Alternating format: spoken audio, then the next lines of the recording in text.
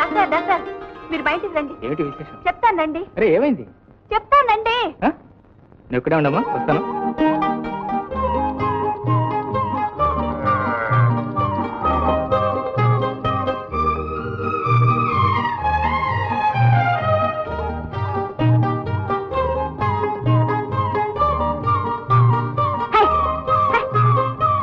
రండి కూర్చోండి.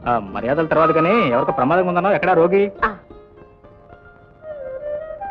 ఏంటి గూళ్ళు చూస్తున్నావు? ఇక్కడే ఉండాలండి. ఎక్కడికి వెళ్ళింది? సరే, ఎందుకు నీ రోగి మనిషా జంతువా? జంతువు అయితే ఏమండి, మనిషి కంటే ఎక్కువ. మనం ఏం చెప్పినా అర్థం అవుతుంది. పాపం నేను వచ్చేటప్పుడు కళ్ళు మూసుకుని చచ్చిందల్లా ఇక్కడ పడుంది. మళ్ళీ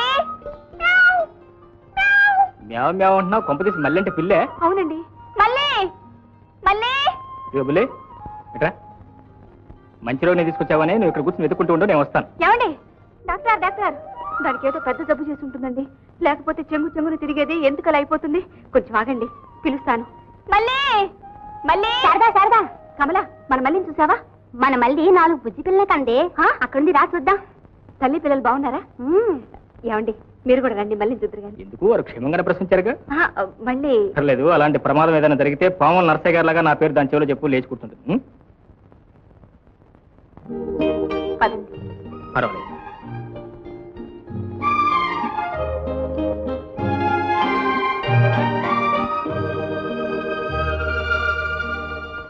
ఎందుకేనేమిటి డాక్టర్ అని పిలిచింది? మన మళ్ళీ చూద్దాం. నీకు తెలియదే ఉంది బాబాయ్, మన అమ్మాయి ఎంత అందగత్తో ఏం చదువుకుందో మనకు బాగా తెలుసు. కాకి పిల్ల కాకి ముద్దైనా అవతలవాడు పిల్ల నవనవలాడుతుండాలని ఆశుభూష్ అంటూ ఇంగ్లీష్ అది కాస్త మాట్లాడాలని అనుకుంటాడుగా. వాడు అనుకున్నా అనుకోకపోయినా నీకు మాత్రం అలాంటి పిల్లని చేసుకోవాలందా నాకు అర్థమైపోయింది అబ్బాయి. రాలేవాడు బాబాయ్. ఈ ఉపన్యాసాలకేం గానీ అసలు విషయం ఏమిటో చెప్పు.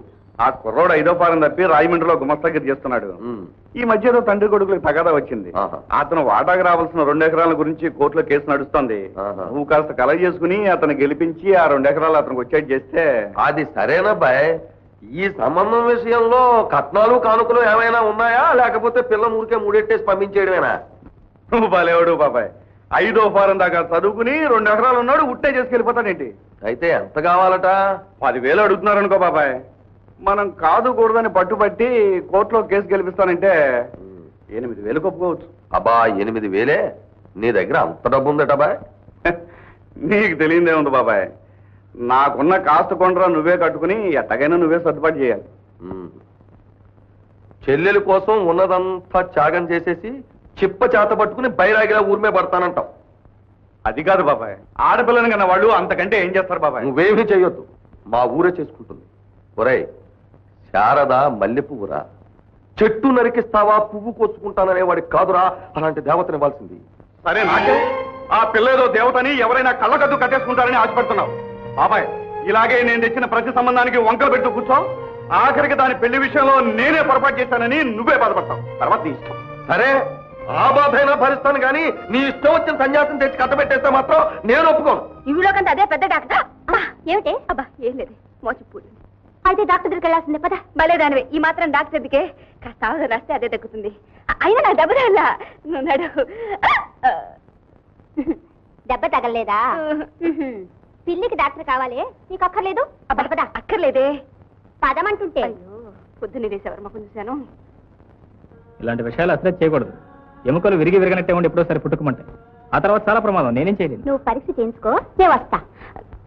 కమలా అది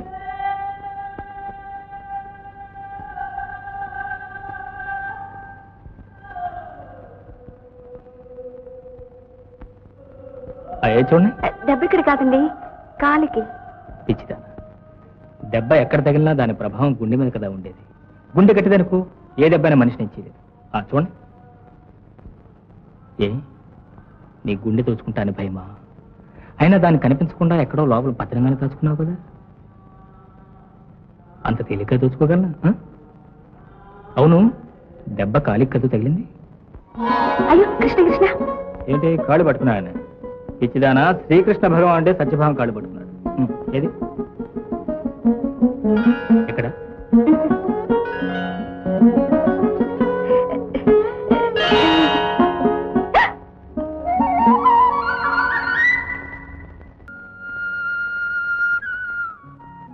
అయ్యా బాబోయ్, ఎవరు శారదక్క? ఇంతకెలా వచ్చేసావు? ఈవేళ ముక్కోటి ఏకాదశి కదూ, నీ ప్రసాదం ఇద్దామని వచ్చా.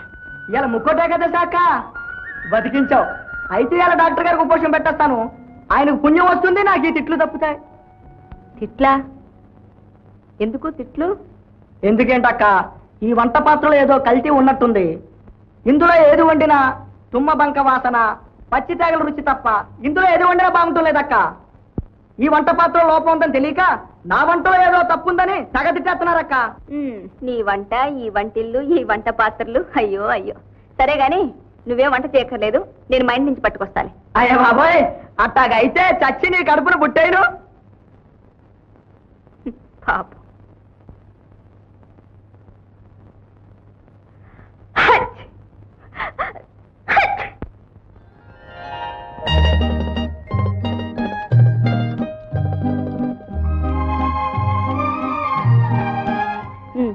ఇక కానివ్వండి, మిమ్మల్ని భోంచేయండి. వినపట్టం లేదా? కనపడుతుందంతే.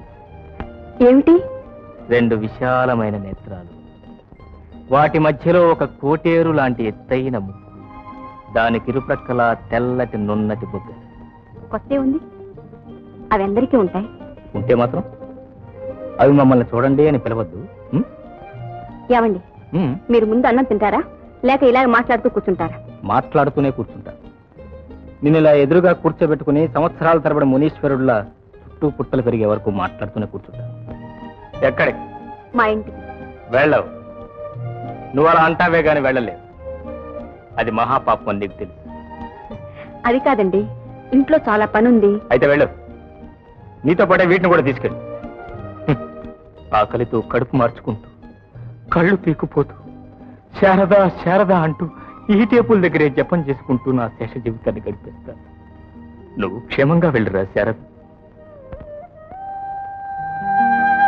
ఏమండి, మీరు నిజంగా భోజనం చేయకపోతే నన్ను చంపుకు తిన్నంత. అరే, ఏడుస్తున్నావా శారద? నిన్ను చూస్తుంటేనే కడుపు నిండిపోతున్నా నాకు. అవన్నీ లేకపోతే చూడు శారద, నన్ను ఒక దిక్కులేని పిల్లవాడినిగా తీసుకొచ్చి మనిషి అయ్యే వరకు మునుసుపుగా ఆదుకున్నారు. మనిషి అయిన తర్వాత నన్ను ఒక దిక్కుగా నడిపించే చుక్కాని ఇప్పుడు నా కళ్ళ ముందే ప్రత్యక్షమైంది. ఏమిటో ఈ మూర్తి మధ్య చంద్రమండలంలో ఇదేమిటి? మా శారదమ్మ ఇక్కడికి వచ్చిందేమిటి? అవే ఏం లేదండి, మా రంగడికి సరిగ్గా వంట చేత కావటం లేదని తనే వండి తీసు. ఓహో అలాగా. ఎందుకు వచ్చిన అబద్ధాలయ్యా ఇవి? నువ్వే ఏదో విందుకని పిలుచుంటావు. కాదు బాబాయ్, ఆయన చెప్పింది నిజమే. నువ్వు ఉండమా, అతను వెనకేసుకొస్తావేమిటి? ఈ మూర్తి చిన్నప్పుడు ఎన్ని అబద్ధాలు చెప్పేవాడో నీకు తెలుసా? ఏమయ్యా, ఇదేమన్నా బాగుందా? పెళ్లి గాని పిల్లని ఇలా విందులకి వినోదాలకి పిలిస్తే చూసేవాళ్ళు ఏమనుకుంటారు?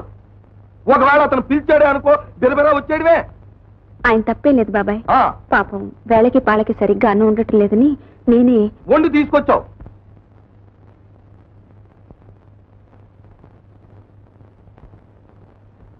పాపం నిజానికి ఇందులో శారద తప్పేమీ లేదండి. ఏమిటయ్యా ఈ తప్పుల దండకం? ఆవిడ తప్పు లేదని నువ్వు, నీ తప్పు లేదని ఆవిడ, అయితే నా తప్పు అంటావా? అంత మాట అనగలనా చెప్ప? అనేవయ్యా, తప్పు లేదు. బాబు గారు, ఆ శారదంటే నాకు చాలా ఇష్టం. తొందరలోనే ఆ 3 ముళ్ళు వేయించకపోతే తప్పంతా మీదే అవుతుందని మొహం మీద అనే తప్పు లేదు. బాబు గారు, నా మనసులో ఉన్న మాట మీరే చెప్పారు. తప్పో ఒప్పో అదే నా నిర్ణయం. ఇదిగో మూర్తి, ఇలాంటి నిర్ణయాలు ఆవేశంలో చేసుకోకూడదు. బాగా ఆలోచించుకున్నావా? నువ్వేమో డాక్టర్వి, ఆ శారద నాకు తెలుసు బాబు గారు. పల్లెటూరిది, అమాయకురాలు, చదువులేంది. అయినా వీటన్నిటిని మించిన చల్లని మనసు కలిగి. ఇంతకన్నా ఎవరు మాత్రం ఏం కోరుకుంటారు బాబు గారు? అయితే శారదం చేసుకుంటానంట. అవును, బాబాయ్ కోపడ్డాడంటే తప్పే ఉంది. అయినా అతను ఎవరో మనకి ఏమవుతాడో నువ్వు వండి తీసుకెళ్ళావే. అది అబ్బాయి అలా గట్టిగా అడగరా. కూర్చో బాబాయ్. నువ్వు వెళ్ళకు, ఉండమ్మా. అన్నయ్య కూడా కోపడ్డాళ్లే, ఇక తీసుకెళ్ళండి. మరి అతను భోజనం ఏం చేయను మరి? నువ్వు పని చేస్తావా? అతని చేత 3 ముళ్ళు ఏం చేసుకో. బాబాయ్, నువ్వు నోరు ముయ్యరా. కృష్ణమూర్తికి ఏమిట్రా తక్కువ? చెయ్యొంకరా కాలొంకరా? అది కాదు బాబాయ్, కయ్యానికైనా వియ్యానికైనా. ఒరేయ్, వియ్యానికైతే సరిపోతాడు, ఇక కయ్యానికంటావా? అది మన శారదమ్మ తెలుసుకోవాలి. ఏమమ్మా? ఏమిటి బాబాయ్ నువ్వు అనేది? ఈ పల్లెటూరి పిల్లకి అంత పెద్ద చదువు చదువుకున్న డాక్టర్. ఒరే కేశవ, పెళ్లిళ్ళు మనం చేస్తే జరిగేవి కావురా. భగవంతుడు ఎప్పుడో రాసి పెట్టేసి ఉంటాడు. మన కృష్ణమూర్తి శారదంటే మనసారా ఇష్టపడుతున్నాడు. ఏమిటి మన అభ్యంతరం? ఇక అది కాదు బాబాయ్, ఇది జరిగే పనేనా అని. జరుగుతుందిరా, నువ్వు అంటే ముహూర్తం కూడా పెట్టించేస్తాం. ఏమిటి? సరే, నువ్వు చెప్పిన మాటకు నేను ఎప్పుడైనా ఎదురు చెప్పానా? నువ్వు మీ అమ్మాయి ఇష్టపడితే మధ్య నాదే అభ్యంతరం. ఏమమ్మా, డాక్టర్ బాబుని చేసుకుంటావా? చెప్పు మరి, సిగ్గుపడకు. 100 ఏళ్ళు కాపురం చేయాల్సిందేనవి. మీ ఇష్టం. ఇంకే శుభస్య శీఘ్రం. సర్వమంగళ మాంగళ్యే శివే సర్వార్థ సాధకే శరణ్యే త్రిజంబికే దేవే నారాయణి నమోస్తుతే. మాంగళ్యం తంతునా నేనా మమ జీవన హేతునా కంఠే బధ్నామి శుభగే త్వం జీవ శరదాం శతం. మాంగళ్యధారణ ముహూర్త